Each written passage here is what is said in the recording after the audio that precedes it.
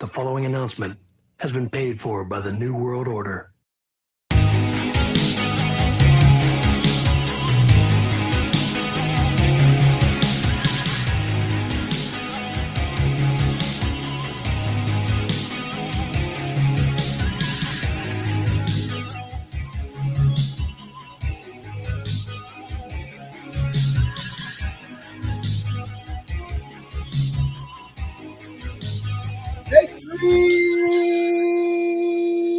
Wrestling Podcast. It is Thursday, July 6th, 2023, the birthday of the other half of the Fat Siders. Happy birthday, Fat All. Wait, oh yeah, did turn my mic on. Hey, yo. There Thanks, he is. Thanks, my dude. You're welcome, my buddy. We're also joined by one half of Binford Tools' favorite fucking toolbox, Ernest Christian. What up? Somehow my blood pressure, because I'm doing a podcast with you. You'll be okay. We'll be joined eventually by, officially, because it is no longer Pride Month, I can say this, the gayest member of the Take Thru Wrestling Podcast, Joe Lopez. Yeah. You ain't lying. That is fact. That is actual. That is a factual statement, not driven out of hate or other inappropriate words. Hey, I got a joke. Oh, shit. Here we go. Come on. Jim's fucking face. I mean, he's right, though, because you're going to fuck this one up. I know. So I tripped over my wife's bra. It appeared to be a booby trap. Jesus Christ. You need to leave. Okay, hold on. See, but there's a problem with that booby trap. What's up?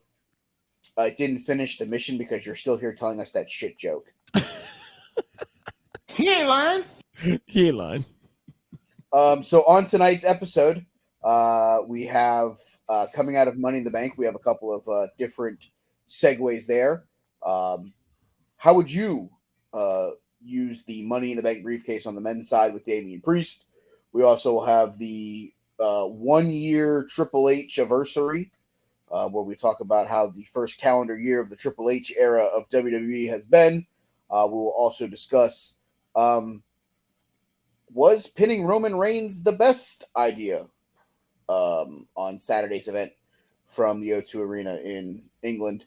But before we get into the actual topics, it is the first show of the month of July, so I would be remiss if we did not discuss the wrestlers of the month, because we somehow got that done before the middle of the month. I don't fucking know how that happened. There may have been a taser, a We are coat serious, hanger, Mark. potentially a Bowflex involved in getting all of these picks in. I'll let you guys figure out which item I had to use on which member of this cast of characters. So our wrestler of the month for the month of June, in no surprise, he may actually be the first unanimous decision of a month that we've had so far. Ever on the show? Ever? Or just like just this month. oh, okay. Yeah, I think it actually. Nope, I'm sorry. January, we also had a unanimous decision because that was the Jay Briscoe month where we all had Jay Briscoe. Right. That makes sense. That makes sense. April, we obviously had Roman Reigns. So he's the third member of the all first place vote getters, and that is the new WWE World Heavyweight Champion, Seth Franklin Rollins. Bye-bye, bitch. He deserves it. Yeah. Great month for him, obviously getting the title. That was a lot of good stuff that happened there. Couple of defenses too of the. Yeah. Of said title. He actually vaulted up. Now he's in the top 10 of the overall for the year at 49 points. Sami Zayn is still the overall leader. Right now he is at 92 points. The next closest person to him is Rhea Ripples. She's at 70 points. Roman Reigns at 67. The Kid Leroy at 59. Orange Cassidy and Kevin Owens at 57. Big Gunther at 51 points. Bianca Belair at 50. Hey, it's Franklin coming to my town at 49. And then the House of Black, all three members of them, sitting at 47 points is where your wrestlers of the month sit through the month of June. We still have some time left here. We still got some people that are going to make some moves. Obviously, you have the champions. You have some other people that are going to get moved and potential big matches coming up. We got Blood and Guts. We obviously have SummerSlam coming up, depending on where that goes. So we have some very open movement for some people here.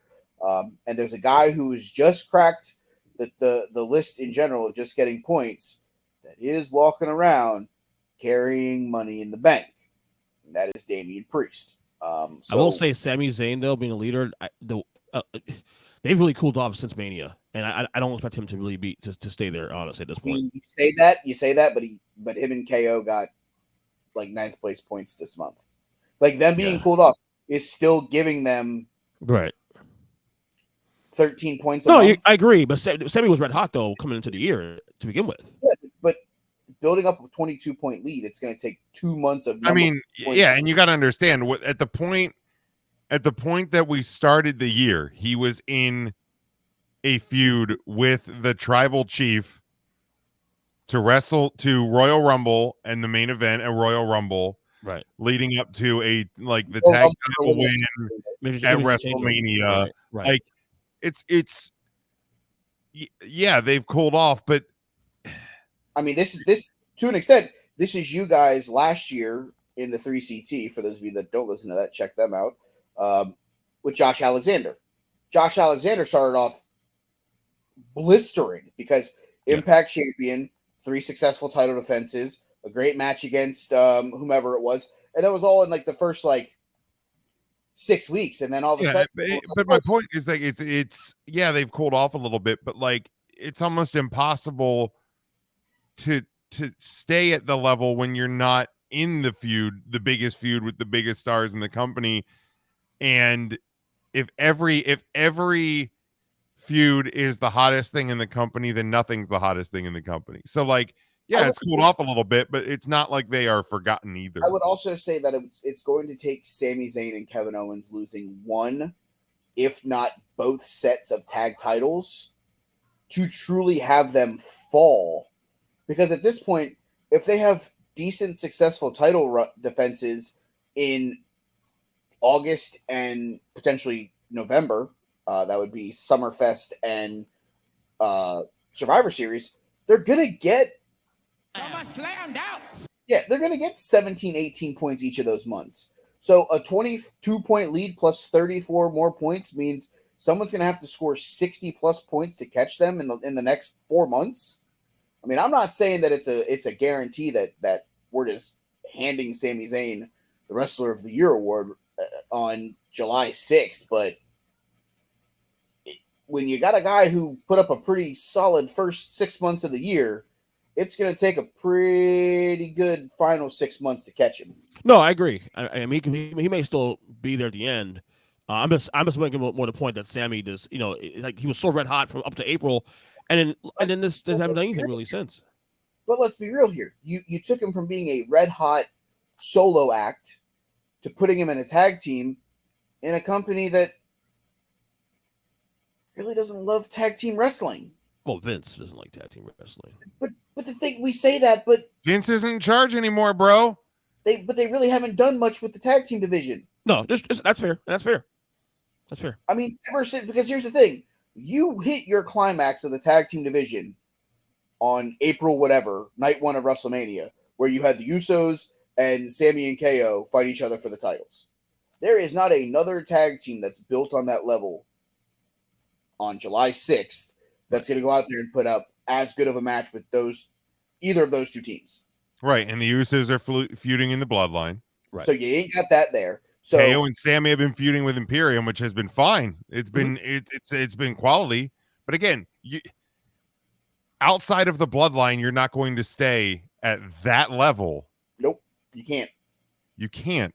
Right. So prediction wise, Sami was part of the biggest storyline in the history of WWE. When you come out of that, it is only natural that there will be a cool down. So prediction. We're at the halfway point of the year now. We have 6 months ahead of us with storyline. We still have things percolating now to SummerSlam. Do you put a percentage on this? What are the percentages that Sammy will remain Take 3 Wrestling's leader on the leaderboard going to end the year? 60%. Yeah, I'd say between 50 and 60. I would say it's a solid 60 to 65%, because here's the problem. If they don't drop the titles in the very near future, they're going to get points. Whether it's Good point. 11, 12, 13 points. You're going to have to go have Rhea Ripley have months where she's putting up 25, and they're putting up zeros to just dent the foundation of where he's at right now. Because when you're looking at it, the only other person that makes potential sense of catching him in the top 10 is Seth, if he keeps defending the World Heavyweight title and doesn't drop it. And it would be if by some stretch of the imagination, Gunther dropped the IC title and won the World Heavyweight title before the end of the year. Which I don't see that happening. I think I think Seth is going to drop the World Heavyweight title between now and like September. Yeah, I agree. But it's not Gunther. It's not Gunther. No, and if you look at it, Sammy at 92 points is the leader. Will Ospreay currently sitting in 17th place, who got 20 points this week for his 5th place in the month. He's at 35. He is 57 points behind. And literally, it's one of those things, and it's not because Will Ospreay puts on bad matches. The match against Kenny Omega was potentially a match of the year candidate. It's a multitude of reasons. One of which being the fact that you and Joe, if it ain't WWE and to an extent mildly AEW, no one's getting votes. Will Ospreay could go over to Japan tomorrow and defeat Sonata and win the IWGP World Title in a unification match, and you two will still have him somehow at like 37th for the fight. That's a good point. No, that's a fair point. It's a fair point. I mean, I look at it from the standpoint of Sammy being in, like Jim has said, and this is factual, Sammy being in the hottest feud and storyline in WWE history for the first 6 months of the year. Really the first 4 months. But in those 4 months, he got probably, I could probably just look at it real quick while my phone's dinging its fucking ass off. Give me my ding. You could mute your phone. Give me my ding. Thank you. he got 3rd place points 1 month. He got 2nd place points in the month of April with KO. They've got top 5 points in the month of May. They got top 7 points in this month. I mean, they're literally just in February with him losing in the main event. He still got top 10 points. I mean, that's the thing. It's one of those where at this point, it's not. I'm not saying that there's a 0.0% chance that he doesn't win it, but there's no way he's falling out of the top 5. Oh, that's definitely that's definitely not gonna happen. All right. Speaking of the hottest storyline in WWE history and the transition from there, this seems like a natural transition. Say that word for some reason. Let's talk about what happened on Saturday afternoon from the O2 Arena. For the first time since Baron Corbin pinned Roman Reigns 3.5 years ago at TLC, the head of the table took a fall and was defeated in a tag team match. Himself and Solo Sequoia, everybody's favorite car, the Toyota Sequoia. They took on the Usos, Jimmy and Jay. I guess this one's pretty easy. Jim, this was your topic. Yeah, I mean, we haven't seen it in this historic run of what the Tribal Chief has been doing. Roman got pinned 1, 2, 3 right there in the middle of the ring with Jimmy Uso and the world watching. It happened, and obviously, title does not change hands. It's a tag team match. It's the Bloodline Civil War. But as and a little hidden detail here as well, as Tim pointed out on 3CT tonight, this is the second straight premium live event that Roman's team has taken an L. But the tribal chief taking the loss. I have been very vocal that I don't think that Roman should have lost and taken a fall until he loses the undisputed WWE Universal Championship of the Galaxy. And I still believe that. I don't necessarily think that pinning Roman was the right choice. Now, that said, if it was going to happen, this was the way to do it. This was the person to do it, or the team to do it. Because it was always Jay, but it would have still been passable if Jimmy did it, but it infinitely better if it's Jay. No, I feel like it had to be Jay.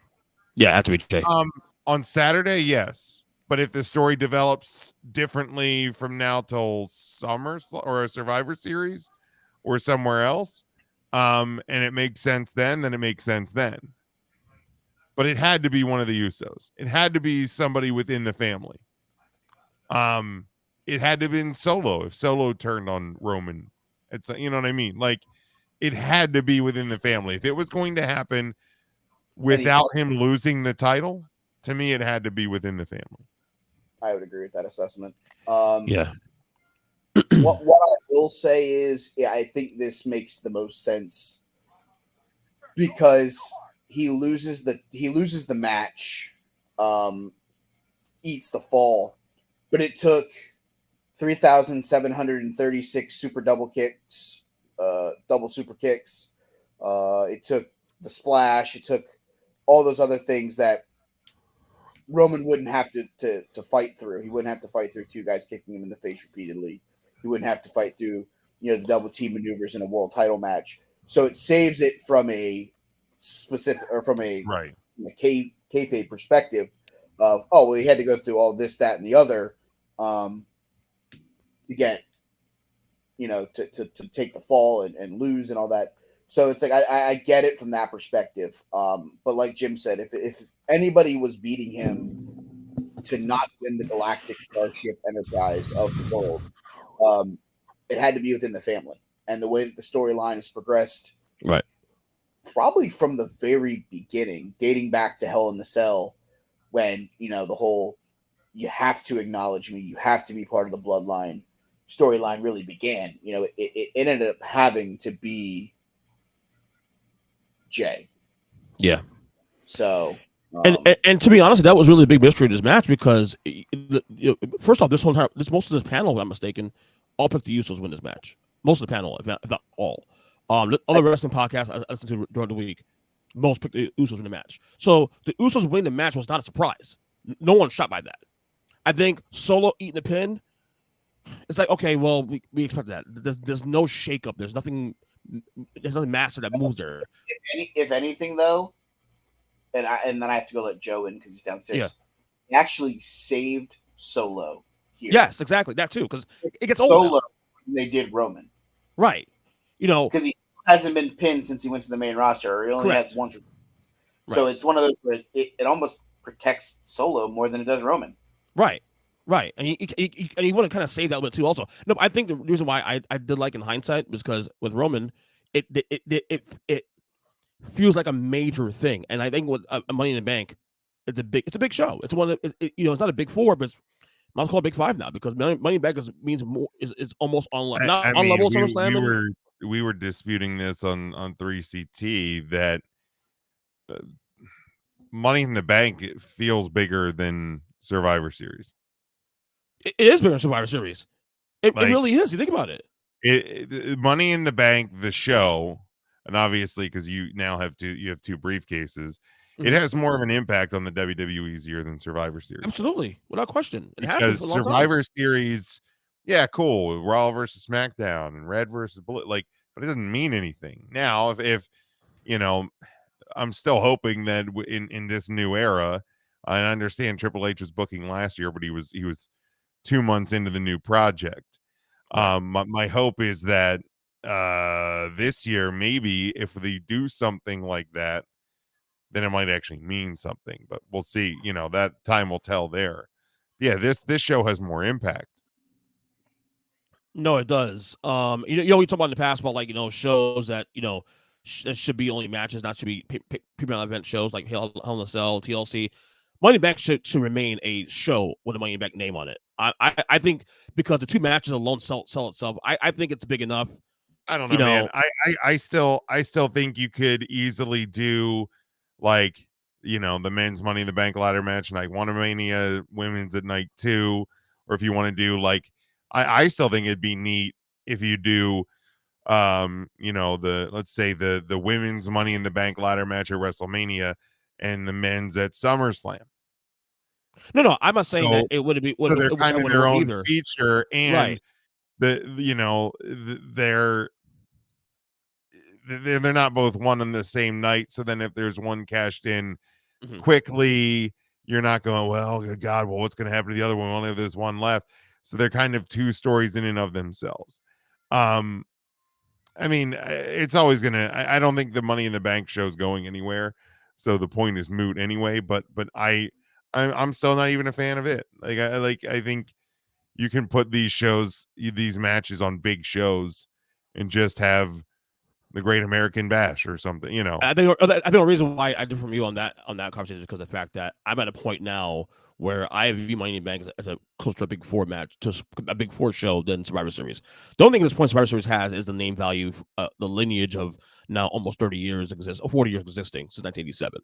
But other than that, in terms of importance, Money in the Bank is probably the third or fourth most important show in the year. Yeah, but I mean, it's because of two ladder matches. But they could easily. You don't need the Money in the Bank show to me. You could right. No, I understand. You can make another cool event in the summer and do Bash at the Beach, or I don't think they own the rights to Bash at the Beach, but you know what I mean. They could do the Great American Bash because they own that, but do it at the beach, like actually on the beach. But I just feel like though with Money in the Bank, though, at least for me watching the last 4 years, I feel like they put more into that show. It feels like a big, not because of the two matches, just because also the show as a whole, it feels like a bigger deal than a regular PLE show they do during the year outside Mania, SummerSlam, Royal Rumble. You know what I'm saying? That's what I'm saying. Maybe the last 2 years, because last year's was in Vegas and this year's was in London. Right. But I can't put it as a Big Four event because I always say that the Big Four are like seasons or like quarters. Right. Rumble where it is, Mania, you have SummerSlam in the you need a winter show. Like Money in the Bank will never overtake SummerSlam as being the summer show. Right. So that's why I always say Survivor Series will still be, to me, obviously this year. So you had the two ladder matches, you had the Bloodline Civil War, but besides that, it's a premium live event. There was you know what I mean? There was nothing about the matches. Even you go back to last year, you had the two ladder matches, and then you just had title matches. Like, yeah, it was in a big stadium, so it makes it feel bigger.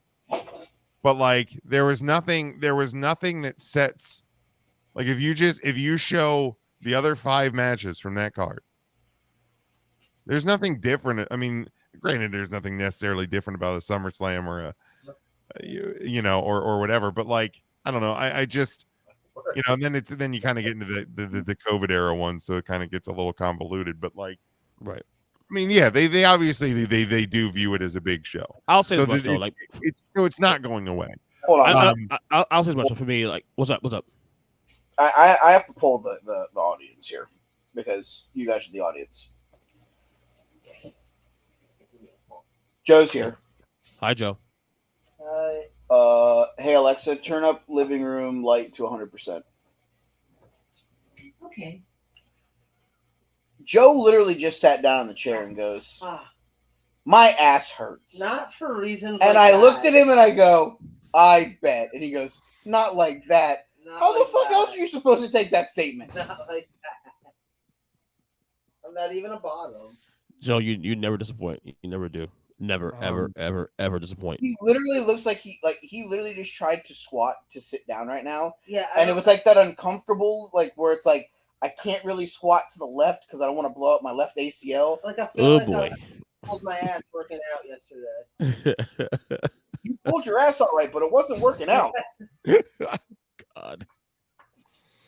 What were we talking But about? Roman was been Roman the right choice on So Saturday. we got through the month. That was the thing. That was smart. Obviously, we had to start somewhere because we knew you were going to be late. And then we got to was Roman being pinned the right decision? Okay. And that's where we're at currently. Okay. I gave my opinion. I believe the two of them did. And Yeah, then we're doing clear. I think we're clear on this. I think Money in the Bank sit in the PLE So wait, chapters, and then I had to let you in. So where did everybody fall on the Roman thing, real fast? it was. I think it was the right choice. Just because it felt fresh. Because I can't remember last week, Joe, but I think most of us picked the Usos to win the match. Yeah. Solo getting pinned would have felt like, okay, well, we kind of expected that. Roman getting pinned was a big deal, and the fact that it's a big deal makes me want to watch what's going to happen on tomorrow with the tribal court. What they're going to do tomorrow. So Yeah. I mean, like I said, I mean, I did not pick the Usos to win. Okay, you did pick it. Okay. Don't put that. On the panel that didn't. I acknowledge my tribal chief, EJ. You should think about doing that. Acknowledge it. Sounds like a Dallas Cowboy fan. But Oh. I said that It's his birthday. I'm allowed to give him shit. if Roman was going to be pinned before he lost the title, because my stance has been he should not get pinned until he loses the title. But if it was going to happen, it had to be within the family. And Jey Uso was the best one to do it. Right. That makes sense. Like, as you said, if you're gonna do something, that makes sense. EJ, I'm It makes telling sense. Joe, you were here. I'm telling Joe. Okay. What was it? But I'm also like, I'm adding to your point. I agree with. You don't need to add to my point. You didn't even remember that I picked Happy Roman birthday, Solo to win. because I'm He old. made it Happy valid. birthday. You, Ernest, now you're just making his point sound stupid. Yeah, Happy birthday, stop buddy. it. Stop it. Calm down, Fat Hall. I said that it made the most sense for it to be a member of the family as well. Oh, I sure. thought Jay made the most sense because of the storyline that they built from the very beginning with the force acknowledgement and choking his brother out in Hell in the Cell and all Right. that shit. So if there was somebody that was, and I thought Jay was the piece from the very beginning. He was the puzzle piece from the start of the whole bloodline, that if somebody inside the family was going to pin Roman, I always thought it was and should have been Jay. So I'll say that Jay makes the most sense, and honestly, I don't think Roman losing a fall in a tag match where he got 17 super kicked by two people at the same time, double team maneuvers and stuff like that. I don't think it hurts Roman from the standpoint of, oh, that means he's going to lose his title in the next match because, he lost a tag match to the Usos. Right. Who are arguably the greatest tag team in WWE history. Yeah. So it's one of those where it's like, I feel like it's not anything that necessarily harms Roman in any way, shape, or form. Fair. I get that. Yeah, I'm on the page of. I was thinking about this earlier today too. I feel like no matter what decision they made, I would have been intrigued to see what happens next. Like, they've built enough confidence in me with this storyline and with the twists that they've taken where I'm willing to go with them wherever they're going with this. So if you had told me that on Saturday night that Roman won, that the Usos lost, that Solo pinned somebody, that Solo took the pin, whatever happened, I'd have been like, okay, let's see what happens next.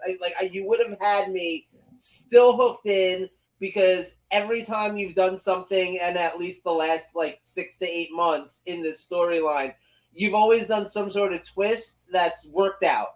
You've always brought it in some direction that's been like, yep, I like this. I'm happy where this is going. Let's keep going. So I would have trusted it no matter what. With that said, I do think Jay was the right guy. I do think he was absolutely the right guy. I don't know that it had to be here. I'm okay with it being here. I think you could have pushed it off. It could have been even longer. I think the biggest takeaway from this whole thing to me, Jey Uso, potential like singles superstar one of these days. Like, even if he isn't the guy that beats Roman for the belt, even if that's not where we go, and I don't know that I'm convinced that that's where we go, but even if that's not what happens, tell me that you can't see Jey Uso as a future world champion at this point through this. I'm sort of getting like Shawn Michaels vibes from him, or even like Bret Hart, like that you're a half of a tag team and you're pretty friggin' awesome. You're getting Shuriken Yeah. vibes Yes. from him. But no, for real, like I'm getting, you're team and you're really awesome. Like, I feel like Jey Uso is one Royal Rumble win away from being the next huge single superstar. I thought you were going to say huge erection. And he could believably, he is someone who you could believably have win the Royal Rumble next year. Like, the fans, well, and especially with the World Heavyweight title in play now. Yeah. Like if you only still had the unified titles, not that I couldn't agree with it, but I'd agree much less with it. Right. But that World Heavyweight title adds so much more intrigue for Jey Uso and Damian Priest and LA Knight and like those guys that are kind of on this mid card but are good enough to be near the top of the card, but we're never going to get to like the Roman, and let's be honest too, even before they unified the titles, like the Universal title and the WWE title, it felt like Roman, Brock, Seth, Bobby, but then the buck stops here. You know what I mean? Like it seemed like a very like small group of people at the top. Now with this World Heavyweight title, because it's a new lineage, it's kind of what they kind of, I think, had an idea to start to do when the Universal title was first made. Yeah, let's give Kevin Owens a try with this. Let's give Bray Wyatt a try with this. Let's give Finn Balor a try for this. And then but like they've kind of been able to hit this like reset button with some of these bubble guys, and Jey Uso, absolutely. I mean, hell, you could have made a case for a top tier title run when Jey Uso was main event Jey Uso at the start of this thing. I think he actually, not He's mistaken, only gotten better. Maybe I think Joe Man mentioned that being back then. After that match, that he was impressed to the point that he could have said that. This is like talking about 3 years ago. So, yeah, I can see it. I think he could be a player down the stretch. I don't necessarily know that I see him winning the Royal Rumble, even with the other title in play, because I still believe that there will be another story finished at WrestleMania. And I think that story is the dropping of the Intergalactic Planetary Championship. More on that on another show, because I don't want to go off on that tangent. You want to, though. I mean, I've said it. I said it the night of WrestleMania when we recorded the post-show podcast. I said it the Thursday after the show. If he's keeping the title till Mania, there's only one story to finish at 40. That one. And if you can't read between the lines, it's the same guy that was supposed to finish his story at 39. You know, we've always thought of him winning the World Heavyweight title as the, the participation trophy of fucking titles. It's like, hey, at least you tried. It's the cake with the Simpsons. Hey, at least you tried. You know, it was always. I think he even addressed that in the media scrum from Saturday. Like, did he? I think he even said something about how he would love to be world heavyweight champion someday, but that's not the title that he came to win. Because the Universal title has the WWE Championship lineage, and that's the title that his dad never won. Yeah. So at that point, I still think that if you're going to end the run at 40, the guy that makes the most logical sense is the guy who you think will be the guy. Yeah. We'll see where the story goes, though. We got a lot of time left before WrestleMania. Excited to see what the next chapter is. I'm excited because I think this is gonna lead to Roman versus Jay at SummerSlam. It's a safe match. I got it. I'm sorry to cut you off. You finish. Nope. Okay. So in about a year and a half, Roman's just like, I'm beating everybody again. Like everybody. Even the Rock's come back, I'm beating him, everybody. And Cody's like, nah, I'm still gonna do the thing that my dad never did.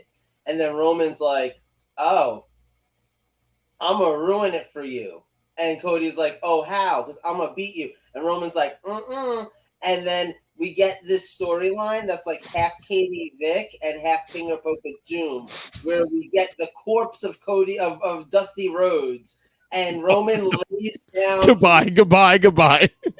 And Dusty Rhodes wins the world title, and then Roman. And then Roman has lost the world title to Dusty Rhodes, but he has now killed Cody's. Why am I still here? If I could have muted him and still said things, I would have. But I couldn't because. You're welcome. Oh, there it is. He gone. No, Ernest left. He like left. And he back. Sorry. Yeah. To the left. To the left. Jesus Christ. Calder Cup champions to the left. What? Jim, the cold is clear. You're good.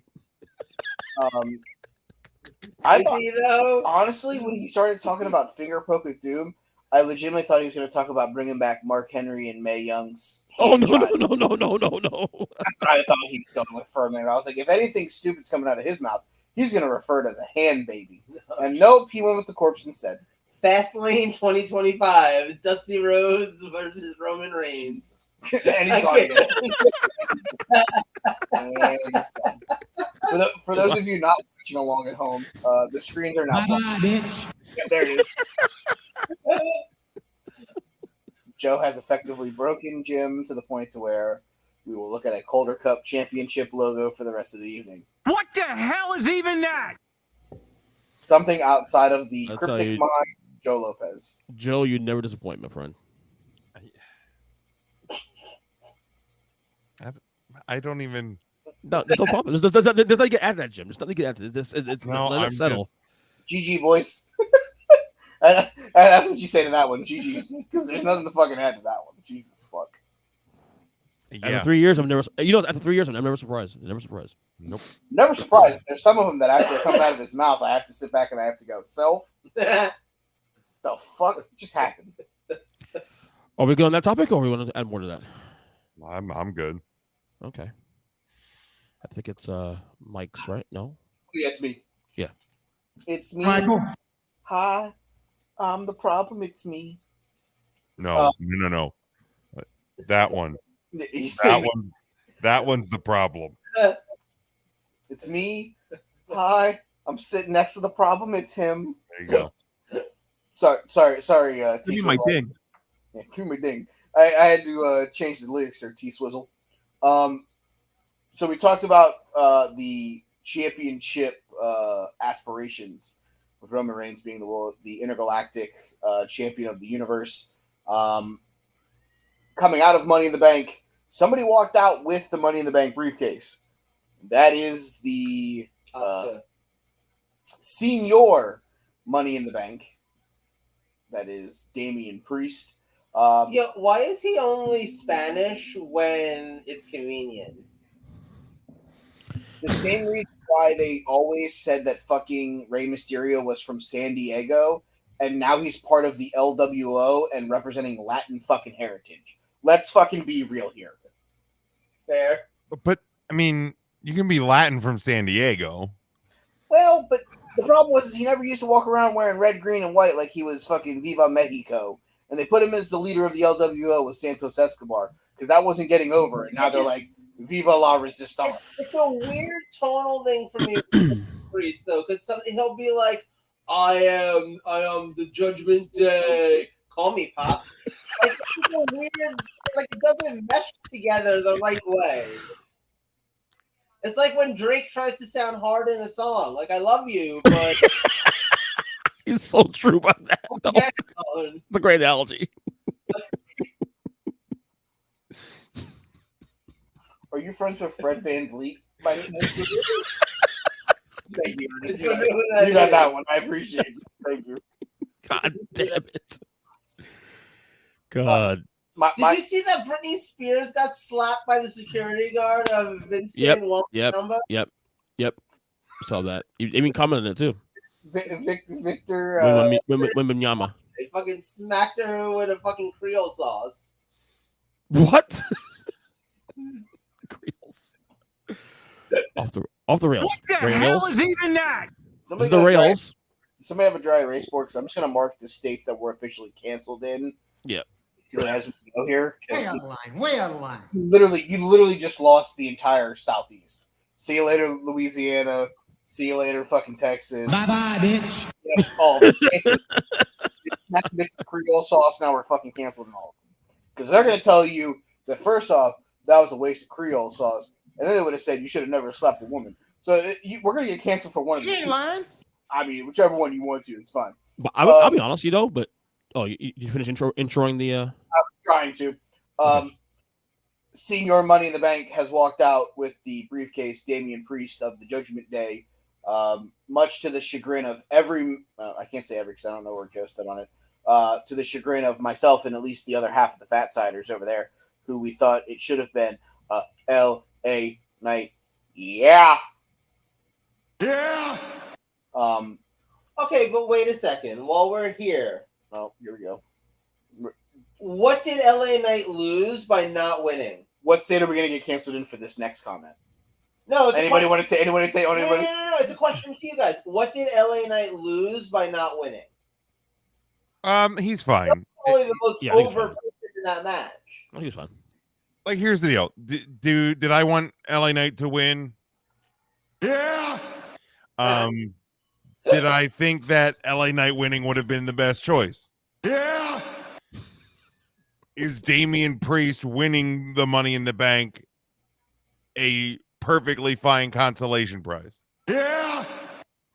Well, you say you didn't like it though. When I saw a tweet on Saturday I saying didn't like it, and I don't like it because the guy that I really thought should have won it didn't win it. But I can also look at it objectively and understand that Damian Priest winning it is totally fine. It also makes sense because a SmackDown competitor winning Mr. Money in the Bank was fucking useless, especially if you don't plan on having Roman lose the title between now and fucking WrestleMania. Because when are they going to be able to cash in on Seth Rollins or whoever the World Heavyweight Champion is? Summerfest, Survivor Series. They're not going to show up on a random fucking December show, or they shouldn't. They're not going to show up on an episode of Raw after somebody gets beat up and fucking cash in Money in the Bank because they're not on that roster. Why would they be there? If we're being honest, though, LA Knight belongs on Raw. Correct. Said that from the jump. Yeah. But I mean, here's the thing, and this is what I said on 3CT as well. Guess who is about 6 weeks older than LA Knight? Bailey. Damian Priest. Damian Priest. How old's Bailey, by the way? 36? She's not 40. Get out of here. 36, 35? 34. Oh, okay. She just turned 34. But Priest and LA Knight are both about to turn 41. Holy shit. In the next couple of months. So all of the reasons that I said, if you're going to strike now with LA Knight, the same goes to Damian Priest. Mm-hmm. And arguably, the miles may be harder. The miles ran may be harder on Damian Priest. I would agree with that assessment. He's worked indies. He used to be a big boy. Okay. Yeah. He used to be, I mean, pushing probably 400 pounds. Are you serious? You a motherfucker. Yeah, he used to I've be, never seen it. Oh wow. Yeah, well, because first off, you walked away from all wrestling for 20 years, and he, yeah, like when he first got into the business, he was big. Was He was Punch Martinez gimmick was the big one or no? he was the eradicator of the Little Caesars. Jesus Christ. This cannot be real life. So just that in and of itself being that big. Now, obviously, he's worked himself into tremendous shape. Like Gunther. Yeah, Gunther as well. Gunther's a real good example of that. That man, woof. But LA Knight has always looked about the same. He was Eli Drake. Yeah, I mean, he's been in the same shape. I mean, even you go back, years ago, he used, there's been spots where he's done, dropping. So the miles may be harder on Damian Priest. LA Knight looks like Brian Cage without the steroid prescription. That's true. Look at this. Oh my god. Yeah, he was. Holy shit. You're a big motherfucker. If I saw this picture, I would not know it was him. If I saw the picture randomly. So now, and here's the thing: LA Knight, because he is a single star who is super charismatic and all of that, he can always get heated up to where he's at now. Damian Priest probably isn't going to be any hotter than he is at this point, with where the Judgment Day is and where Dom and Rhea and Finn, like this may be the peak. So you might I still think LA Knight was the right answer, but like it's like Jeopardy. I mean, you may have a right answer, but it's not the answer they're looking for. I mean, I'll say this: if LA Knight was on Raw and didn't walk out with the briefcase, I'd be more pissed off than I am now. Because at this point, I think the logical way to get LA Knight to a point of where he needs to be without the briefcase is to walk into Ford Field in a little under a month and, defeat a certain person who hasn't lost the U.S. title yet. Yeah, that's right. Out of Ford Field with the U.S. title so that he has a reason to be the main draw on SmackDown while Roman Reigns is taking a hiatus or involved in just promos. LA Knight can be the magnet and the generator of great TV on the Blue brand while that's going on. So pencil me in for the way to get me back on track to not be as mad as I was on Saturday afternoon would be to have him walk out of Ford Field with the United States title. Totally agree with you. Totally agree with you on that one. That being said, I don't have a problem. I'm not as upset. Here's the thing: if you were not going to let LA Knight walk out with it because of the show he's on, and not being able to cash in there, I don't think you could have let Logan Paul walk out with it so that he could put it on TV on a show that wasn't your own. So the fact that, we sat here, we decided to go with somebody from the Raw brand also makes sense because a woman from the SmackDown brand walked out with the women's title.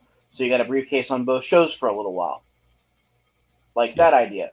But I guess to finish the lead into the topic here, as we kind of kick it off here, how do you book Damian Priest with the briefcase? I'll start, and then you guys can branch off to whatever you guys want. I think it's fairly a simple thought process here. A lot of people are saying that this is, Finn's going to get another shot at Summerfest. Damian cashes in during that match, makes it a triple threat, or cashes in on Finn afterwards, and that's how they kick Finn out of the Judgment Day. I would do something a small bit different. I don't think Finn Balor should get the world title match at SummerSlam. He's had the last two. I think it's time that we move in a different direction for the world heavyweight title. But I want Damian Priest involved and always being around with the briefcase. I do inevitably think that Damian Priest will successfully cash in on the World Heavyweight Championship. I don't know that I do it as early as SummerSlam. I kind of want him walking around with the briefcase for a little while. I'm more of a post-Survivor Series world where a Roman Reigns defeats the World Heavyweight Champion in a champion versus champion match at Survivor Series. Oh, Somebody picks up the Roman Reigns bones to win the title there. Oh, I like that. So I'm more of a whomever comes out of Ford Field with the title loses to Roman.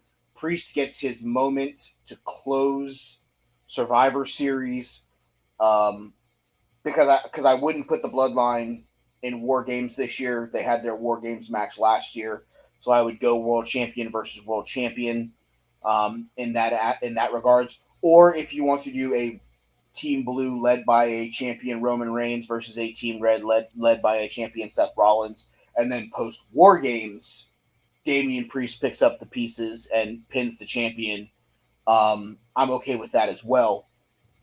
Or maybe Priest is on Team Raw in the War Games match, and during the match turns on Seth, cashes in Money in the Bank, and wins the title in some way, shape, or form. Or maybe that's how the match ends. He turns on him, they pin him, he cashes in Money in the Bank and walks out of Survivor Series with the world title. And then the next night on Raw would be the end of Finn Balor in the Judgment Day for me.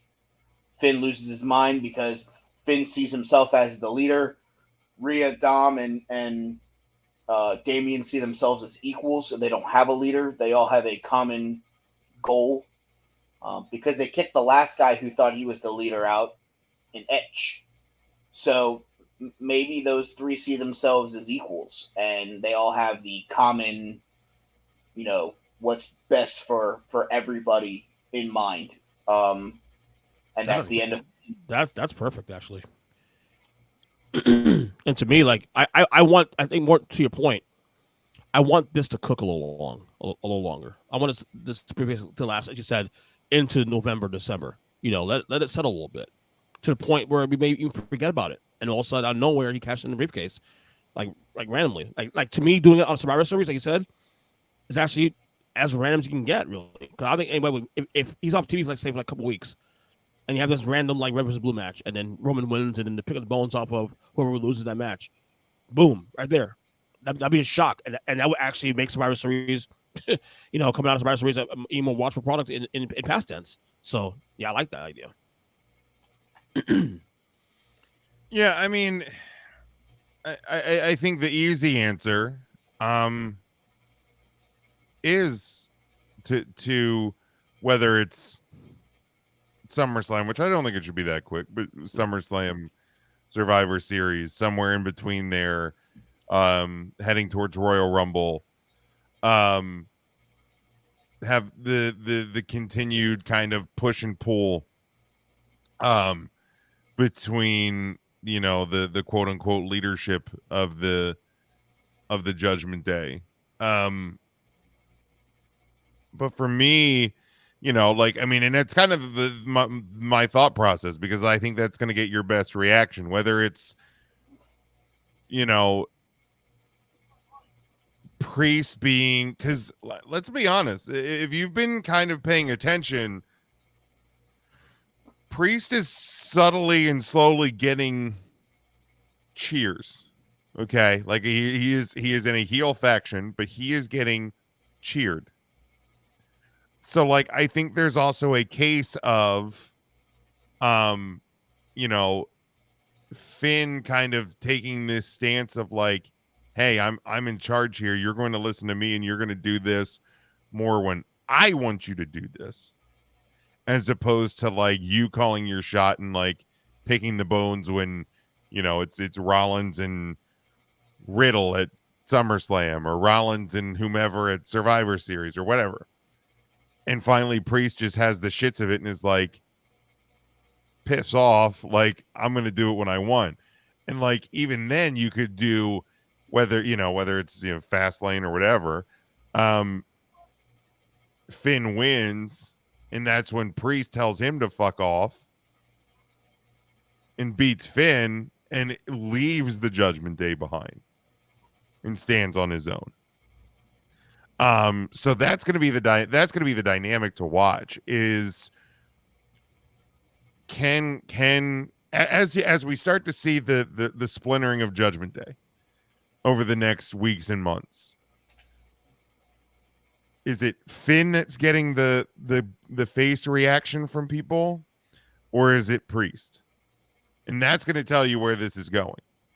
Because, I mean, unless we're talking about Priest holding it past Mania next year, you know, I don't think he's cashing in on the Universal title. Or what if he keeps it and we get the return of Demon Finn against Priest at Rumble or Mania? Because Demon Finn is going to get cheered. Right. Yeah.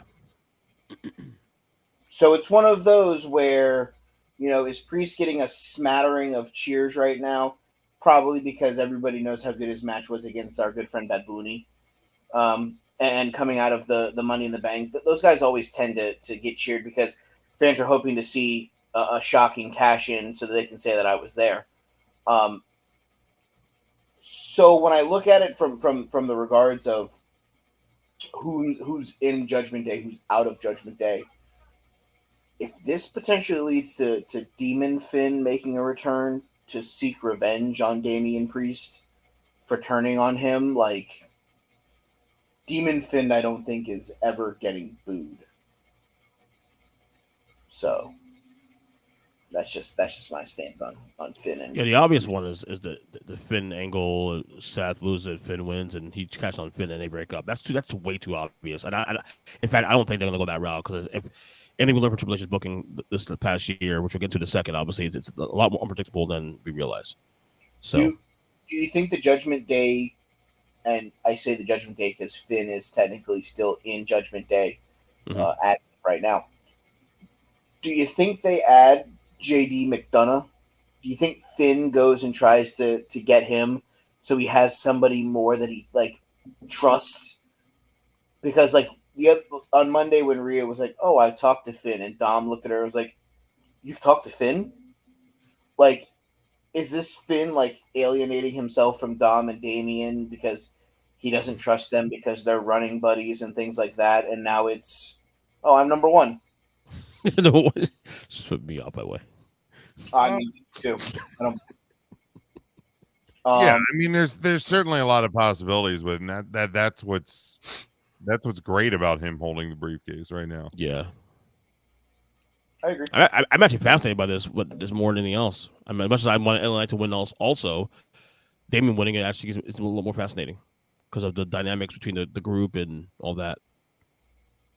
Do you have anything to add on Damian Priest holding Money in the Bank? How would you book his Money in the Bank run? I'm gonna need Dusty Rhodes. Jesus No. Christ. No,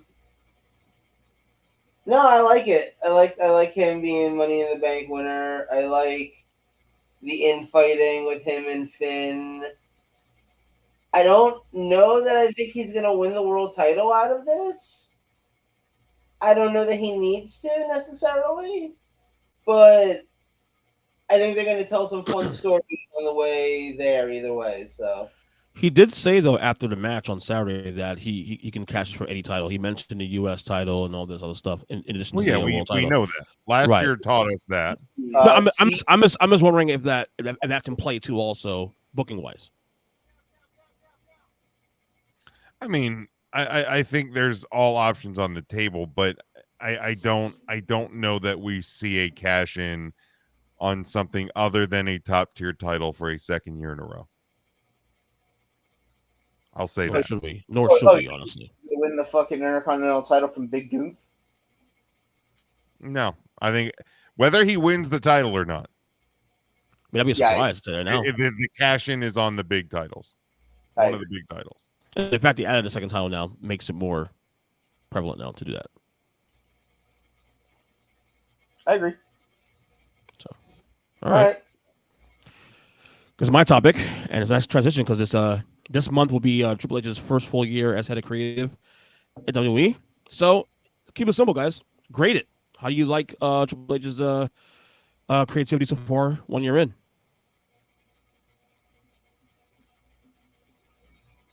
Anyone want to lead it off? Say it again. I mean, anyone want to jump in? You can go ahead and do it. Bueller, Fry. Joe, you want to go first this one? I mean, I'll start if nobody else wants to. Jim can go first. I was gonna say Joe might want to go first because it looks like he's about to take a fucking nap. But all right, Right, Jim, that's why I said Joe. That's why I said go ahead. Joe. No, Joe, go ahead before you go. Bitch.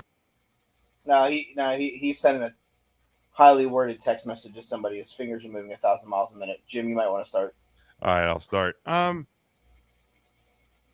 mean, I think anything lower than like a high B or a mid B, I think is disingenuous. For me, I think you're talking B plus, A minus.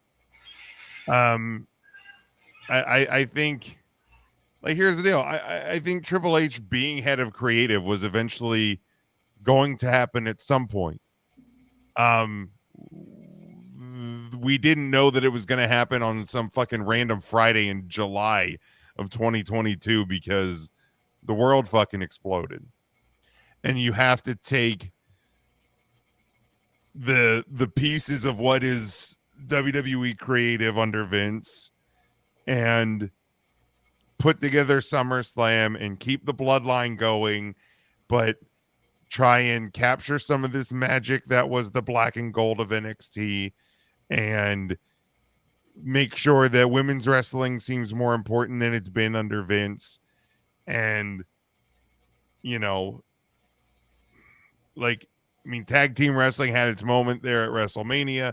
It's not been perfect. And that's where I'm not saying an A plus, but I think Triple H taking over in with everything that was going on and with all of the buzz about, oh, Vince is still there and he's talking over his shoulder and he's calling in and he's making changes and he's tearing up the script every day and blah, blah, blah, blah, blah. There's so much noise around this. And then you have the company being part of this $1 billion merger with the UFC and Endeavor Group and all of this. And when all of this noise is going on, you week in and week out, you're putting, for the most part, quality programming week after week. And you've had tremendous matches. Again, your premium live event content has been as good as it's been for years. We can obviously elaborate more as you guys give your grades and kind of quick thoughts, but to me it's B plus, it's A minus territory. Not perfect, but I mean nobody ever is except for Tony Khan in the eyes of Dave Meltzer. So I thought you were going to say in the eyes of his cocaine dealer. Well, that's just money in the bank. It goes hand in hand. Joe, want to go now? Yeah, sure. Yeah, I'm not gonna call it an A or an A plus because not everything's been perfect. There's definitely been a couple of people who you thought you'd have seen a little bit more from that have kind of floundered. There's definitely been some returns that kind of went nowhere. You know, there's a decent amount of stuff that, like anything, look, if you're gonna go up at bat 10 times, you know, you're not gonna hit it out of the park all 10 times. So was that you were in the right area. Okay, cool.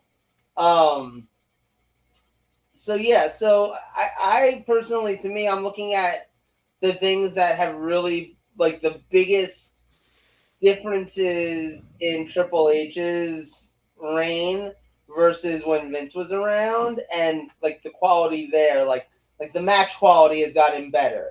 The in-ring product has gotten a lot better. You know, it's one of the things that a lot of people took AEW over WWE for a while was the in-ring quality.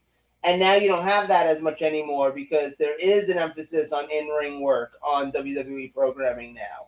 And that's a Triple H thing, I think. You've had, obviously the Bloodline storyline, everyone talks about how it's basically the greatest thing that's ever happened in the history of pro wrestling. And the hard thing is, it's getting to the point where everyone says that so much that you want to be like, all right, isn't that a bit much? But it's not a bit much. It actually really is just the best thing ever. So, you're here with it, but it's not the only thing either. It's not like how Eric Bischoff just had the NWO and that was it. There's been other good stuff here. The Judgment Day has been fantastic for the last year and a half. That has been an angle that started kind of out of nowhere and has gotten to the point where one of them is the Money in the Bank holder. One of them just fought for the world title. One of them is the women's world champion, and one of them is somehow Dominic Mysterio. They've built that really well. One of these things just doesn't belong here. Right. And he's somehow the most over person in the group out of all of them. Well, second. Well, yeah, okay, fair. He's part of the most over act. Debatable. I would still take Rhea over him on most. Right. Debatable though. Depends on the town. The fact we can say this now a year later, it's kind of sick though. And that's the thing, because to you, Mike, and I'm not even necessarily disagreeing with it. You say Rhea. I guarantee there are people that would say Dominic Mysterio is the hottest act in the Judgment Day. And I don't necessarily disagree with them either. As long as they don't try to stop the other two.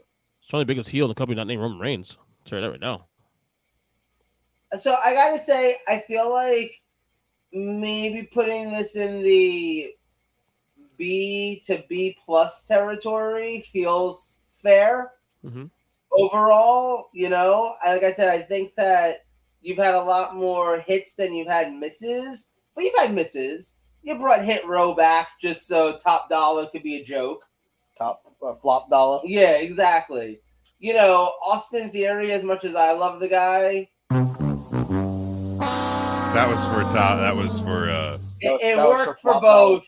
Well, I'll be honest. That's and that's the thing. Austin Theory, I love the guy. Not really doing that much. There's been a few people that they've kind of hurt. Wyatt. The return of Bray Wyatt as a whole. Mm-hmm. Kind of a miss. Is Theory hurt? I don't know. That's champions. That's a no pun intended theory that I've had about it. Yeah, I don't know. We haven't even really seen him since the WrestleMania, right? Night of Champions. I guess he had a match. Yeah. I think he's been on SmackDown a bit. I know he tagged up with the Yes Boys a couple times. He might have defended the title at SmackDown. Austin the Kid Leroy. Let's look. Matches. But yeah, I'll go with solid. No, he's been defending it at house shows and stuff too, so I guess he's not hurt. He actually defended the U.S. title on Friday Night SmackDown. It's not a bad thing for him to be away for a little bit. Not a bad thing though. Keep him fresh a little bit. I mean, I know he's been around a while.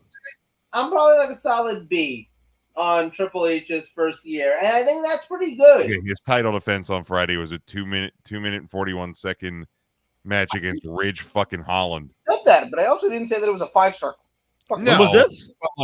On SmackDown last Friday in London. Okay. Yeah, they had to get the guy from the fucking Brawling Brutes on there that wasn't in the Money in the Bank briefcase match.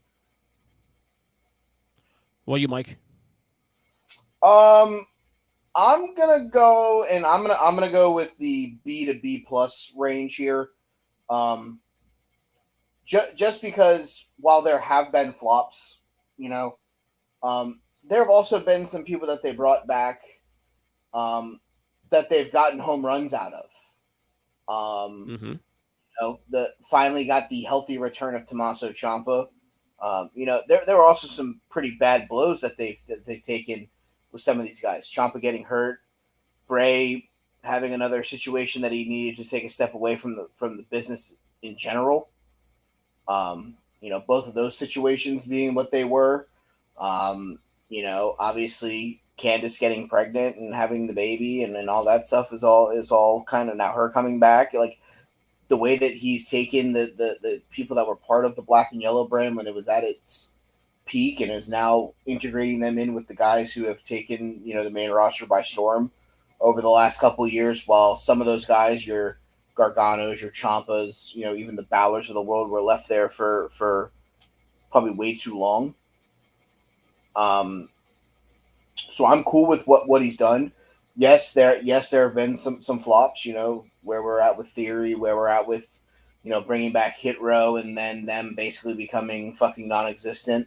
The lack of a fucking direction of the Viking Raiders, sure, the stuff with Alpha Academy's cool, but like he brought them back and put them on like the main roster and put them like right in the middle of like TV shows every week. And it's kind of been like, do we really care that fucking Sarah Rowe has changed her name to Valhalla and it's kind of been mid?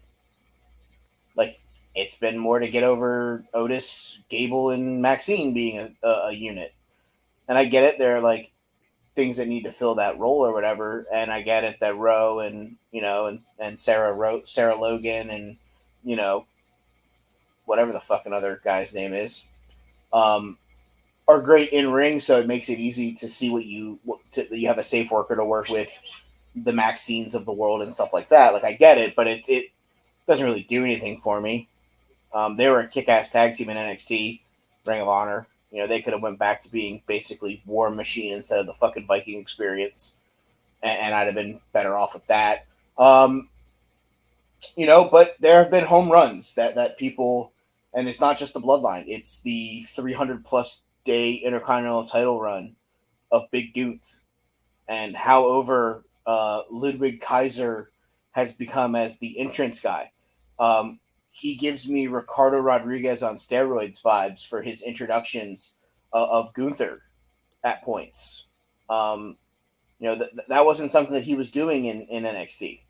This is something, they brought him up to the main roster to do these intros, and he's hit pretty much 90% of them out of the fucking park. And it's little things like that.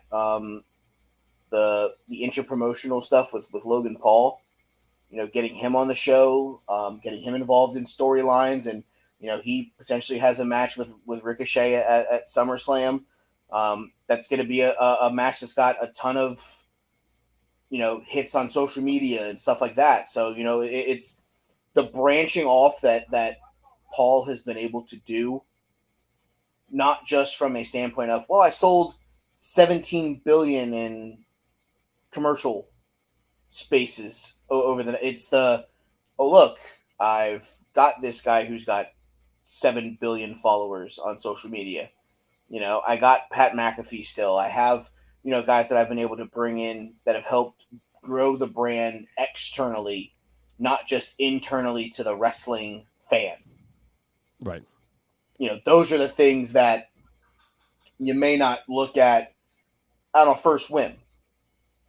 And his booking decisions. There haven't been many decisions over the last calendar year that I've looked at it and I've gone, well, fuck him for that one. That one doesn't make sense. Even the decision to let Roman retain the title at 39, even in the moment, upset that Cody didn't walk out as the champion. It did its job, because now the story, whenever that story does finish, becomes even bigger. I'm glad you said that. While I may not agree with it, it makes sense. And at points, that's a good thing, because towards the end of the Vince McMahon reign, there were things that Vince was doing that at points I thought, he's literally looking into a mirror saying, I'm the vice president or I'm the executive chairman. Fuck what these people have to think. I'm going to do it no matter how bad it is. And I think Paul has taken that step back and he's like, does this make sense? And if the answer is no, I think he's moved away from it. I think that there was a real thought process that coming out of Royal Rumble that Cody Rhodes was going to win the World Heavy Galactic Championship. And Paul looked at himself in the mirror and said, is this going to get the reaction that I want it to? Has Cody faced anything, or is this just an unnecessary end to the greatest storyline on paper that's ever been written.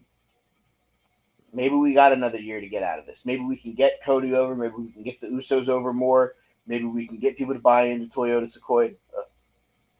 And then, hey, by the way, fucking Roman gets to beat fucking Hulk Hogan's fucking shit. And next thing you know, we have another fucking thing that we can hold our hat on. So I'm B plus. Just because I think if anybody wants to give him an A, I mean, you can make an argument. But for every reason you can give him an A, I think you can give him a potential, a ding, a nick that would still bring him back down to that low A, B plus range at best. Because if he was at an A plus, everything would have had to have been perfect. And I don't think that grade is obtainable in the world of professional wrestling, because not everybody's going to go out and have 5-star matches. And that's okay, because people aren't meant to have 5-star matches every night they go out there. Guys wrestle hurt. Guys wrestle fucking dinged up. You know, guys are wrestling guys that don't fit the same style that they want to wrestle. Things like that. All those things play a role in it. So to say that, I don't think that there has ever been anybody 1 year, 5 years, 50 years in the professional wrestling business that you look at them year by year and you go, that guy's year was an A plus no matter what. Just because I don't think that that's obtainable. So to come out of this with a high B plus, I don't think that there would be anybody upset with that decision. That's where I'm at too. B plus A minus ish. You know, I'm glad you mentioned Roman, because I never mentioned this ever on the podcast in last year, because while I was excited about him taking over in July last year, my one big fear was how was he going to continue the storyline, the bloodline? Because look, Vince gets credit for starting it, but to me, the bigger challenge of the story is the continuation. At some point, okay, how do you keep it fresh? 2 years in, 2.5 years in, 3 years in, how do you keep it fresh?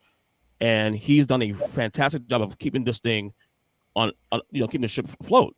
I mean, where like we're like, where are we going now? It's great.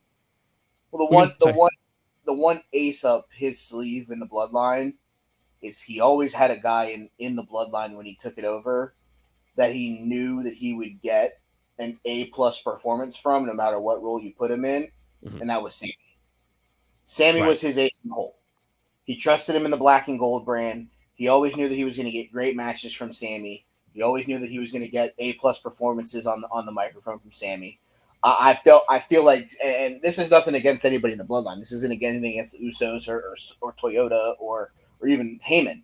I just felt like he knew he had a security blanket in Sammy, that if he needed to do what he ended up doing with having Sammy turn and giving it more life, that he knew that he had someone that he could trust to get from point A to point B. He didn't have to force anybody in there. He could do it organically. You know, they already had Sammy being the yes man, and it naturally progressed to that point. And he looked at it and said, I trust him enough to get me from Royal Rumble to Mania. Yeah. Also, him in the uses of NXT. You know, bring back Gargano. Bring guys up from there and really using them in a way that Vince didn't in the past, and at least in the volume anyway. And just the product in itself for last year, and you saw this past Saturday, it just feels fresh. Like we predicted LA Knight to win the Money in the Bank or Logan Paul. That didn't happen. I don't think anybody picked Io Sky to win. Did we? Anybody pick Io Sky to win the women's match on Saturday? I don't think so. But I mean, like I said, the whole year it feels. He may have mentioned her because he said it would be different. Right. Yeah, I said if it wasn't, I'm like, my pick was Trish, but I said I wouldn't have been. Right. Io was my second pick because I could have seen her taking that step away from Bayley. So my point is, like, the booking as a whole for last year for me, and the reason why I've been excited about Hunter's WWE is the fact that it just feels fresh. Like, where are we going? There's always a surprise element coming through it. So yeah, I mean, obviously the cons. Go ahead. What are you gonna say? I want, like, let's be fair and address certain things, because like, one thing you said about the bloodline thing is like he kept it afloat. He didn't just keep it afloat. He's advanced the story. Yes. So like that in and of itself is impressive, because if you were just keeping it afloat, it wouldn't it wouldn't be to the level that it's been. If Of he course, if he was keeping it afloat, he'd have lost the world title to Cody at Mania. Yeah. Right. No, No, because and let's to me it's be harder fair, than too, go ahead. that in a Vince WWE, it was very like, yes, there was writers and writing teams and blah blah blah, but at the end of the day, I think it was very much Vince ruled with an iron fist. Right. I obviously I'm not backstage. This is all speculation. I don't believe it's the same dynamic with Triple H running the show. Yes, he is still the final say, but I think there's a lot more open discussion. I think he has trust in his team more than Vince McMahon did. And I think that's where you are seeing some of the creativity. I think that's where you're seeing some situations where I'm fairly certain that guys are kind of given a looser mic than they were when Vince was running the show. Like these moments of, we're seeing it now with Seth Rollins when he comes to the ring and he just lets the crowd in that moment breathe and sing the song, and he stands there. Like I think it would have been a little bit tighter and that moment wouldn't have breathed as much with Vince running. So I think there's a looser feel. There's more of a team to the booking style than it was with Vince. A little less choreographed, I guess, so to say. So to speak. Yeah. The only major issue I've had with Trips last year really is the Bray Wyatt thing. That's about it, really. I mean, it's been other things, but other things and no knick-knack stuff. But the Bray Wyatt thing is the only thing I really. Here's the thing with the Bray Wyatt thing. We don't know what has happened there. Okay. We have zero idea what the fucking idea was. We have zero idea where Bray was health wise. We have zero idea. Right. That's anybody's thought process. Right. You guys want to keep. Everybody wants to say that it's a dud. What did he do that was a dud? The fucking Pitch Black match was actually kind of fucking entertaining for what it was. I thought it was cool. I want to say it was a dud. I just think it's more so like we even in the moment when we were talking about it, in the moment we were like, "Where's this going? I don't get it." And there's been no end in sight for this thing. That's the only thing. Hold on. When was the last Bray Wyatt storyline that we knew where it was going? We've never knew where it was going. That's the fascination with Bray Wyatt. Right. No, but here's the thing, and this is me as a huge Bray Wyatt mark. It did kind of get lost in the sauce a bit. It got a little like it not that I wasn't entertained by him in this last run, but there was kind of points where it was like, okay, like I feel like it's just like Bray coming out and speaking from his heart, and then Uncle Howdy shows up, and then this, and it's like what is, like, at least with the Firefly Funhouse or with the original Wyatt family, like it felt like it was always maybe not necessarily fast moving. This sometimes felt like it just kind of like went back and forth on the same line. But here's the thing, and this is the point I was trying to make, is like we don't know what was discussed when he was talked about coming back. We don't know what like level of creative control or creative input he has. We don't know where he's at mentally. We don't know where he's at physically. Even the first night when he came out, he had a knee brace on for a promo. So like we don't know this guy's condition, and obviously there's been a lot of reports about how he needed another mental break. Now there's reports that he's coming back. We don't know.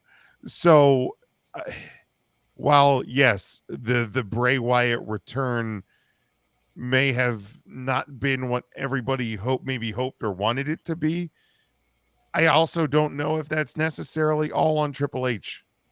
No, I would say that it's not all on Triple H. Yeah, so that one's kind of just this weird, like, side table. Like it's like the coffee table on like the side of the room. Like, hey, Like this living room looks great, and then like there's that coffee table, but like it's kind of an heirloom, but like it doesn't go with the whole aura, but like we can't get rid of it, so it's just kind of here, and we make it work when we can make it work, but sometimes it's just there. It's a family heirloom. It just doesn't. You can't Yeah. throw it away because you don't want to disrespect your family, but you kind of don't want to put it out, so you leave it in the corner, and it's like, oh look, it's there.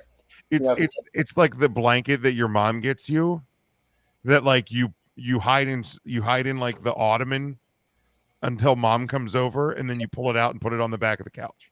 Exactly.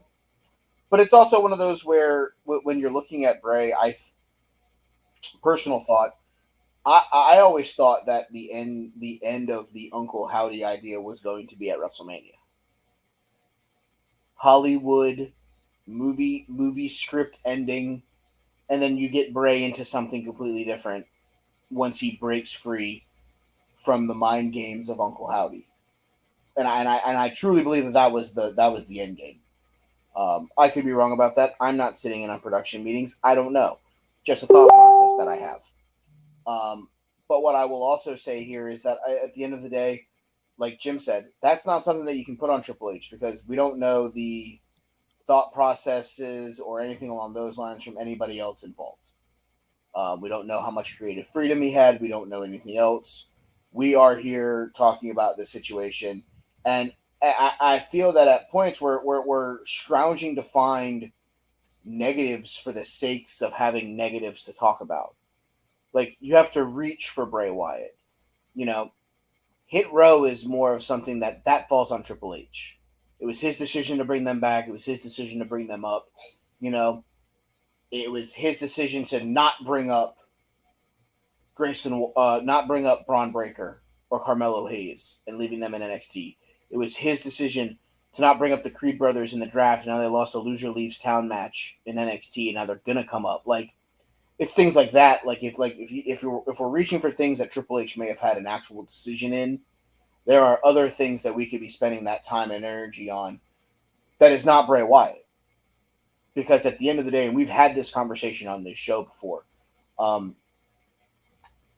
there are times where people do not feel right mentally. They do not feel right physically. And at the end of the day, this is a sport. This is an entertainment brand. If you do not feel in your heart of hearts that you are in the best state mentally, the best state physically, the best thing to do is take time off.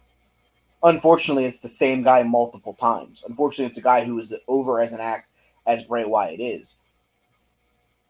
But Bray Wyatt doesn't matter if Wyndham Rotundo isn't able to be Wyndham outside of the professional wrestling ring. So if he is having whatever problems he is having, us as fans shouldn't be sitting here and being like, man, Triple H really fucked that one up. Yeah. Probably makes Wyndham feel even worse because he knows that at the end of the day, there are people that are blaming Triple H for this. And I don't know him personally, but there's probably a small part of him that goes, I wish that I could wake up tomorrow and not have the self-doubt or whatever it is that's eating at him. There are always those people that want to wake up that next day and not feel that. And I guarantee you, reading this shit on the internet and sitting behind, his desk, or, even if it's JoJo seeing it and saying something to him, you don't think that eats at him as an individual, as someone who's suffering through potentially a life-altering headspace. Like, there's things that people don't think about before they type shit on the internet. And it's one of those things where we don't know what Wyndham's going through. Wyndham, the human being, not Bray Wyatt, the character. So to sit here and play a blame game for somebody maybe just needing some time to get his life together. Nobody has any right to say anything right, wrong, or indifferent here. As a fan of professional wrestling, as a fan of Bray Wyatt, I'll die on that hill and I'll say that the return and the Mountain Dew Pitch Black match and all that, I'm not going to say that that's a failure. I'm going to grade that as unconcluded. Because we don't know what the next chapter would have been. We don't know what WrestleMania would have had for him. Obviously, it looked like it was Bobby Lashley before he pulled out. But maybe that's why Bray left. Bobby! Maybe Bray had something in his contract that was like, hey, you get creative freedom. And then it was, well, we can't do that because, what happens if Uncle Howdy, a.k.a. Bo Dallas, got hurt? Well, I don't want to fight Bobby Lashley. I want to fight Bo. I want to fight my brother. I want to fight the guy who I've been building this for and with. Well, we can't do that. Bo got hurt. I'm out. Bray, you can't be out. No, see, that's where you're wrong. I can be out. You guys wrote this in my contract. And people are just now typing on the internet that, oh, look, Bray Wyatt's taking another sabbatical for his mental health. Because that's what people have read the first time, and they just associate things the second and third time. It's lazy journalism. It's people not knowing what the fuck's going on and not doing the due diligence to actually ask those questions. So I won't give Bray Wyatt negativity to Triple H. I will grade it as incomplete based off of not knowing what was next. Right. That's where I stand with that. I mean, like I said, there are enough negatives. Austin Theory's U.S. title run, negative as fuck. He should have dropped the title at WrestleMania. I get it. The Cena win makes him look better, but has it really? Because he ain't done shit. Hey, what have they done with it? Well, maybe not a champions. Maybe not a champion should have dropped it. I was okay with them going over Cena, but I know. I would have rather have Cena walked out with the title, and then you build whoever beats Cena 4 nights later at SmackDown. Mm-hmm. You got a shot to build a whole new star. Hell, have LA Knight come out, and that's LA Knight's to the moon. Yeah. There were guys that you could have built with that moment beating John Cena. Because obviously it wasn't Austin Theory. Because you ain't done shit with him since. fair point. All right. That's enough. I think that's deep enough on the grading scale. I could be wrong. Okay. You guys want to do wrestler of the week? Wait. Oh. He's passed the fuck out. Bye-bye, bitch. There it is. To quote the great Hawk Harrelson, he gone. Who goes first? I do. First pick because she's doing the Lord's work. For the record, I don't think anybody was taking these two from I you. don't give a fuck. I'm taking the number 1 overall selection. She did the Lord's work on Saturday night. Give me Shayna Baszler. She doing the Lord's work. Fuck Ronda Rousey. All right. Buddy, not even if you paid me. I'll take the. Oh, you ready? You got up? Yeah, I'm just typing. Go ahead. Okay, I'll go and take the new women's Money in the Bank, Mrs. Money in the Bank, Io Sky. Oh, you're lazy. Jim? Give me Jay Uso. All right, man. All right. Joe, you got a wrestler of the week? Oh, Big Goon. And Gunther? All right. I don't know what Goon did besides beat Matt Riddle in the shortest match on. It's a good match, though. Even if it's short, it was a decent match. All right. Because they also did the Lord's work. Give me the new women's tag team champions for beating Ronda Rousey and Shayna Baszler. Wow. Raquel Rodriguez and Lil Liv. I think I see a pattern here. Yeah, I'll make it real simple for those of you following along at home. The pattern is fuck Ronda Rousey. To be fair, you've been on this for the entire time you've done this podcast. You've been on the fuck Ronda Rousey train. I mean, honestly, the only other person that I'm going to say fuck more than Ronda Rousey is Ricochet, but whatever. Still dick. All right, no surprise here. I'll go with the Mr. Money in the Bank. Give me Damian Priest. All right. Jim? I will take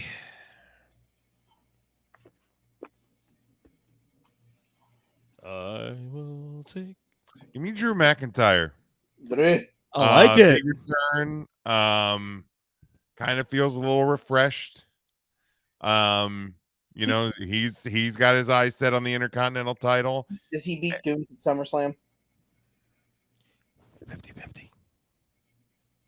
No, I think it's 75-25 in favor of Gunther just because of WWE likes rewriting the record book. That makes sense. But I can't rule it out. I want to see how it plays out over the next couple weeks. When does he need to get to? September. It's sometime in September because like last week I Oh, think it was so- like 72 days. So Gunther steals a win and then he loses the title at Fastlane in October. Yeah, something like that. Hell, maybe even draw. Depends how they do Survivor Series. Like if they do, kind of what I was thinking. if they do the champion versus, because like fucking Gunther losing it at fucking Fastlane feels shitty, but like I mean, if you make that the event, if you lose, September's Fastlane. What's October's event? I thought October's Fastlane. I don't think there is one in September, is there? I think October is Fastlane because it was my birthday. So you told me there's like an 8-week gap between premium live events between SummerSlam and Fastlane. Wow. It could be a Saudi show. Hold on. Yes, it might be a Saudi show. Only November. No. Okay. So SummerSlam is August 5th. Payback is September 2nd in Pittsburgh. Fastlane is October 7th. Crown Jewel would be right before Survivor Series if they do that. That would be the next Saudi show. Yeah, I forgot about Payback. They just announced that last week as well. Oh, okay. Yeah, I don't think he would lose it. Payback would be too soon because I think it has to be like mid-September. First opportunity there would be would be at Fastlane, but I just don't necessarily see it happening there. And it also feels like a small if he lost it in a main event performance, because you're probably not going to have Roman Reigns defend the title on that show, like I would. Oh yeah, Roman he defending. That's what I'm saying. Like I wouldn't hate him losing it in a main event performance. It is the arena where the Pacers play, so I guess it's possible. But yeah, I think it's it's certainly possible. I'm not gonna rule it out. But also another reason I pick him is because it's a big L and a fuck you to the dirt sheet writers who were trying to put Drew McIntyre as a surprise entrant at All This is In. true. So, Yes, that's true. first off, the guy's contract wasn't even up until January. So if you were actual reporters, you would do your fucking job and not write lazy bullshit to try and get people to think Drew was showing up at All In. Them lazy sons of bitches. Feels like going through a savage steam up moment where he'll lose some point to Gunther. Gunther will lose to Drew, and then Gunther will be elevated to the world title picture. Same way Savage was in 87. Same thing. I mean, I think that if Gunther loses, I think Gunther may very well win the Royal Rumble. Yep. Absolutely. I've had a prediction. I do up that months ago, actually. Joe, you got a last wrestler of the week?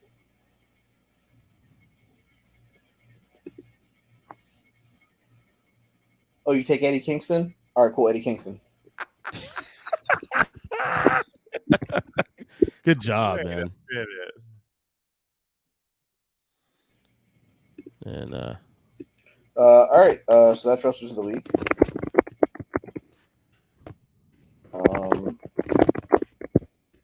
You have anything else before we wrap this bitch up? I think that's it, man. We're good. Small bit of Go ahead. bit of house cleaning. 50-50 chance that I am available for next week's show. I will let you guys know on the air now. I am in Vegas. If I am still playing in the tournament that I'm buying into on Tuesday, day 2 is on Thursday, so I cannot make a commitment for next Thursday until we get to that point. So if you guys do a show without me, Jim, at the show conclusion, if you can just text me your guys' picks for wrestlers of the week. I'll send 2 picks into you guys that you guys can, use on the air so that we keep the balance in order. But yeah. Ernest, you got anything before we go? I do. One more joke before I get out of here. No, fuck you. No. What do you? You Come got on. one. One more. Do one more. What do you call a? No, What do you it's call, no. Come no, on. No. This is for my wife. My wife actually had this one. What do you call a duck that's addicted to drugs? Johnny Knoxville. Johnny Knoxville. A quackhead. Anyway, I was sorry. I was thinking that if I said Johnny Knoxville, she'd have punched you. Yeah, that was the hope, but it didn't happen. But that's why I said. That's why I honestly, as soon as he said it's my wife's, I was like, I'm gonna let him say it. But then I could say Johnny Knoxville, and she punches him in the face. So me and Jim both went out of this. Yeah. The whole thing sucks. Whole thing sucks. Anyway, Ernest Podcast on all podcast catchers. I'm on Twitter at each7. I'm actually now on Threads now, the new social media platform that Where's Matt? Jim. Where's Matt? I think Matt's got something to say to Thread. Please refresh the page to hit pounds. Please. Oh my lord! Thanks, Matt. Yeah, Ernest_Christian. That's the Instagram bullshit. But anyway, yeah. Ernest Podcast, all podcast catchers. Did podcast last night. We'll drop it today. Had Rob Barnett on the show. Had a good show. We'll talk about actually the top 50 billboards, top 50 all-time hip-hop groups and shit, and actually discussed this topic too. We did also Triple H and whatnot, so he had an interesting perspective on that as well. But other than that, that as well. Other than that, that's about it, man. Have a good summer, everybody. I mean, on the way to summer. What are you taking another fucking sabbatical? No, I'm still here, buddy. I'm still here. I mean, I might be gone in 2 weeks for the Mudvayne concert, but that's about it. Shocking. That's about it. No, at least you ever heard of Mudvayne, Jim? Yes. Okay, so I wouldn't go to see them in the year 2023, but they're back. It's the first tour since returning. So they're on hiatus like 13 years. I said what I said. You can find me at Big Jim Sports on Twitter and Threads. I don't know. I probably I've posted, I've threaded. I don't know. Yeah, you bother me on there. You bother me on there actually. Because you say stupid things, I'm going to bother you. Of course you are. Blocked. But yeah, Big Jim Sports across all things because I make it easy for everybody. 3 Count Thursday, we had the show from tonight, the live show. That is up on all of our podcast platforms. What the fuck are you flashing lights for? What the hell's wrong with you? My wife, man, not me. It's my hands. Look, see. Can I turn his camera off? I want to know if I can turn his camera off. Damn it. I don't think I can. It's the wife, not me. I know shit. I wish I could have. She's my award ceremony. Come out. You at 3 Count Thursday, Facebook, Twitter, Instagram, all of that. Subscribe to us on YouTube. Huddle Up Podcast. Going to try to get Observations Pod finally recorded over this upcoming weekend. We are going to be recording some stuff next week. We're a month away from football starting or gearing up towards the football season, which is just insane. So we're getting ready for the new season of that. But yeah, just hit the link tree at Big Jim Sports on Twitter, and that's all you. That's where you'll find everything. Joe, plug. Sorry. Is he awake? Still sleeping? Yeah. How's your ass, Joe? Sorry. He's sleeping. Shut up. Yeah. You can follow the show at Take3 Wrestling. Send all your hate tweets to at EJ Christian 7. That's at EJ Christian 7. Because fuck that guy. Yep. Happy birthday, buddy. I will eventually get a recap of the hockey season. Free agencies hit, so it's been kind of all over the fucking place. So maybe I'll do that while I'm sitting in Vegas on a Wednesday afternoon. Maybe I'll go check out the Vegas Golden Knights store. Hey, Jim, you want anything while I'm there? Maybe. All right, we'll talk. Other than that, if you want to listen to me talk about sports, South Florida baseball, you can listen to that Sunny Days and Double Plays. And other than that, guys, maybe I'll see you next week. Maybe I won't. You'll have to listen and find out on the next episode of the Take3 Wrestling Podcast.